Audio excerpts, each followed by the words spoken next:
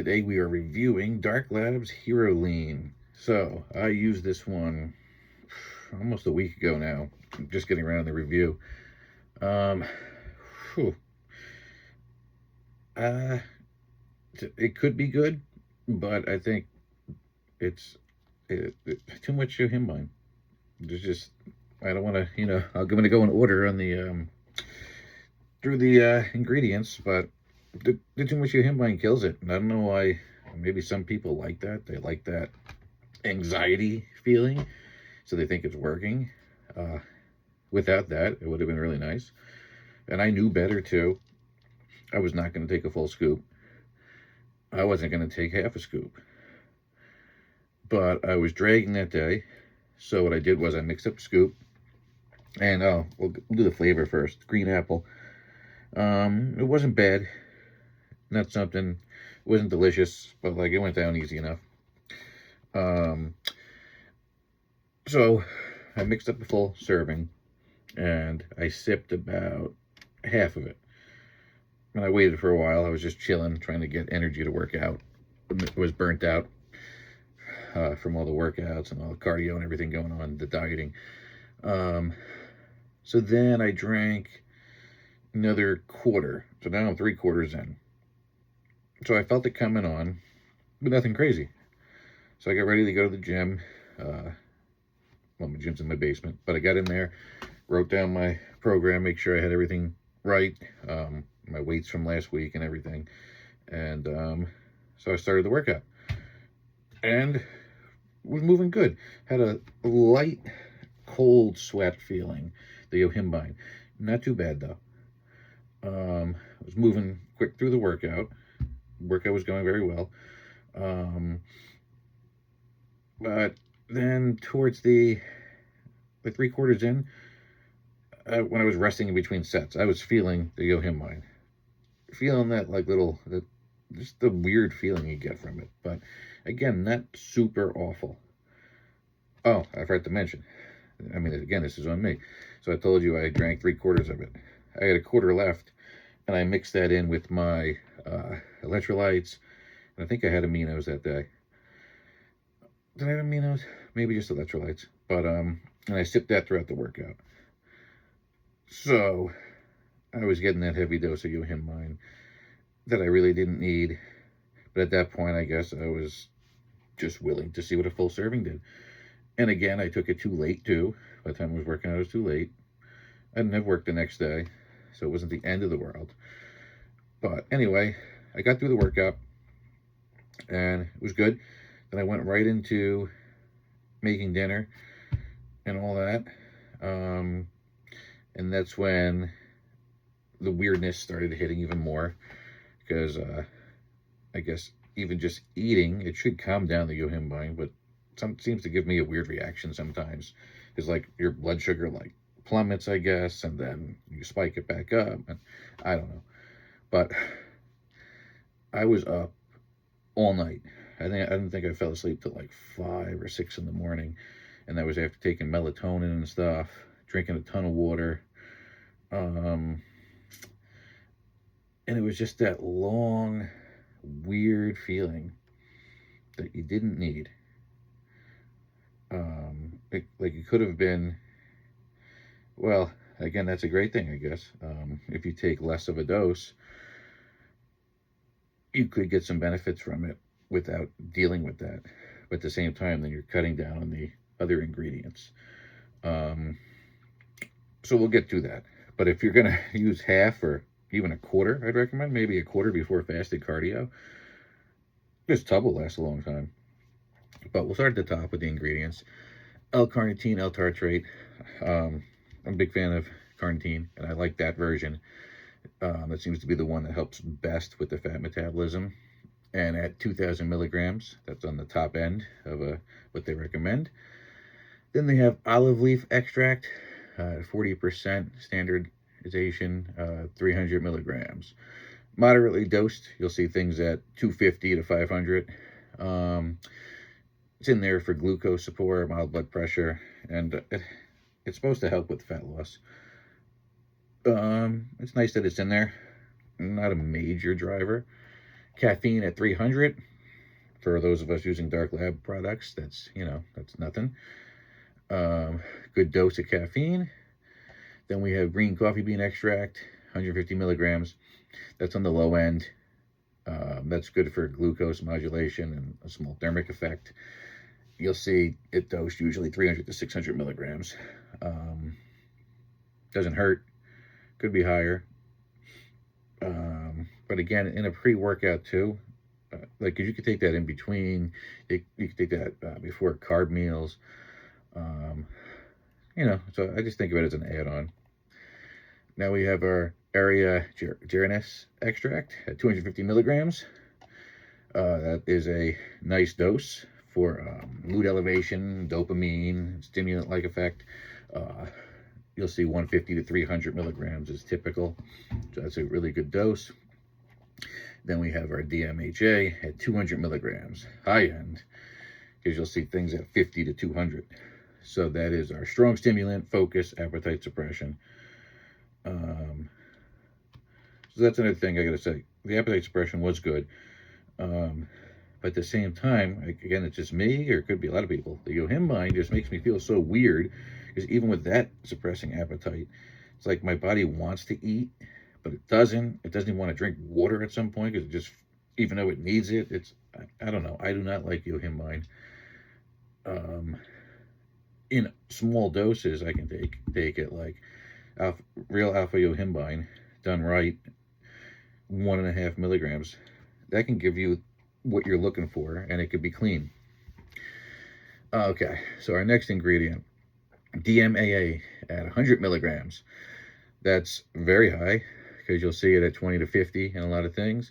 And then when it's combined with the DMHA, so now you have your very strong stimulant, and it's like ephedrine, but harder. You can crash from these. But I don't, compared to the yohimbine, I'm fine with this. So strong hitter. Then you have your Synferin HCl at 50 milligrams. That's on the high end, because you'll see things at 20 to 40 milligrams. It's a beta-3 agonist, so it's going to help with fat mobilization and thermogenesis. Combined with the DMAA and DMHA, boom, that's going to hit hard. Horderine, 50 milligrams. So what that does is it kind of like potentiates the other stimulants, and I believe it like helps them last longer as well too. So that's a good dose when stacked with this stuff, especially because it's strong stimulants. So then we have our GBB, which is known as super carnitine, at 25 milligrams. That's going to get you sweating, supposed to burn calories. I do have my cheat sheet up. So like ChatGPT says it's on the low end at 25 milligrams. But I've seen things a lot less say it's effective. Well, even ChatGPT told me 5 milligrams could be effective. But you'll see total doses in things like 50 to 100 milligrams if that's what you're purely going for. But at 25, it's going to do something. And it's definitely going to make you sweat, along with the stimulants. Black pepper extract, 10 milligrams. That's for absorption. That's a good dose. You'll see 5 to 10, so 10 is on the upper end. And this is where things get nuts. Yohimbine HCl, 10 milligrams. That is the one that's going to help fat loss in a fasted state, because it's an alpha-2 receptor. It works on the alpha-2 receptors, and especially when you're really lean, you'll notice that the most at your trouble areas. It'll get that fat moving so you can burn it off. If you've ate in the last couple hours, that really doesn't work. It does potentiate other stims. It does have a stim effect, and I'm sure it does other things, maybe even regarding fat loss. But I guess people really like it, or they think they like it because they feel it. I don't need to feel that. So then after that, the double whammy, they have the alpha yohimbine at 3 milligrams. Oh, I forgot to say that yohimbine HCl, 5 to 10 milligrams is the common range dose. I've seen things on bodybuilding forums where they work up to, in fasted states, like X amount per body weight, which some people, like a 200-pound bodybuilder, might be at like 16 to 18 milligrams before fasted cardio. I titrated up before. I might have made it to 9 milligrams before, and it took, I don't know. I don't know how people handle that. And I'm not even sure, like, that's what studies were done, apparently, but at the same time, lower dose studies work. And I guess what it boils down to is if you take 18 milligrams and you can barely walk around the street because your heart's pumping through your chest and you feel weird, versus taking half that or even, a quarter of that, but you're able to do your cardio. I mean, pretty sure doing your cardio and doing the activity will always burn more calories than whatever the supplement or the drug is, unless we're talking about a certain thing that I'm not going to say. But yeah, that maybe can outwork. Yeah, that will outwork doing activity. But in terms of yohimbine, probably the most comfortable dose you can handle is better than the upper range optimal dose, in quotes. So anyway, 10 milligrams. Then we have 3 milligrams of the alpha yohimbine, which that's a very strong dose too, because like I said, you'll see things with only 1, you'll see things with 2, 3 by itself, you can probably handle that. And again, it depends if it's really true alpha yohimbine. The supplement world can be shady. I've talked to formulators and trusted people in the industry, and they say, like, real alpha yohimbine at certain doses will really mess you up. So just because people put it on a label, it could still be the regular yohimbine. Could be a less alpha, so to speak, like less standardization. But anyway, at 3 milligrams, if it didn't have any other yohimbine, you'd probably be fine. But when it's combined, and I believe the alpha is the one that lasts longer too. So now you're getting hit with the weird feeling of the yohimbine, plus the prolonged effect of the alpha, plus the other stimulants, the DMA and the DMHA last a long time, especially combined with the horderine and everything. So unless you're really experienced, especially with yohimbine, be careful with this one. So the overall assessment, we have our L-carnitine, L-tartrate properly dosed, caffeine is strong and dosed, right? The area Gerinus, DMHA, DMAA, Synferin, it's all dosed high. So it's a stim bomb too. It's a stim bomb. There's nothing in this pre-workout that's going to give you pumps, performance benefits, other than, I guess, sometimes stimulants can. Yeah, stimulants can. That's fair. Euphoria and like being in a good mindset can help. But in terms of like actual performance, and like they're going to take your workout to the next level in terms of maybe strength output, endurance output. What's underdosed is the raspberry ketones, the green coffee bean, the olive leaf, and I guess the GBB, but GBP is all right. So will I use this one again? Yes. I might try a quarter before fasted cardio, because that's giving me 2.5, right? Let's do math. Yeah, right? Yeah, 2.5 milligrams of regular yohimbine, HCl, and half, 1.5, but like 0.75 milligrams of alpha. That could be a good starting point, especially for true fasted cardio. Because then even when you're doing a quarter, you're still getting hit with, well, the caffeine would be under 100. But I don't know, first thing in the morning, that could be fine. And maybe work yourself up to a half eventually. I would use this one more so as a cardio pre-workout. If you're going to use it as a pre-workout, again, I would go a low dose, weigh it out, and combine it with a strong pump product, maybe a pump focus product, a performance product. Just be careful with the stims. But again, if you're only doing a quarter and your other product is, not an exotic one, you should be all right. So this one actually prompted me to, after that night, I was like, you know what? I need a stim break. Because I go, why am I trying to feel like this? This was dumb. And ironically, here's what's even crazier. I don't consider myself a hardcore stim junkie like a lot of these guys on these videos or in the Reddit forums. I used to be 3 breaks, but it really comes down to like 2 nowadays in the most recent years. 2 stim breaks per year, usually 6 to 8 weeks. If I'm really getting antsy, it'll be 4 weeks. But I'll go completely off. I don't usually cold turkey anymore, ever since, as I don't want the headache and everything, so I'll just titrate down a little bit.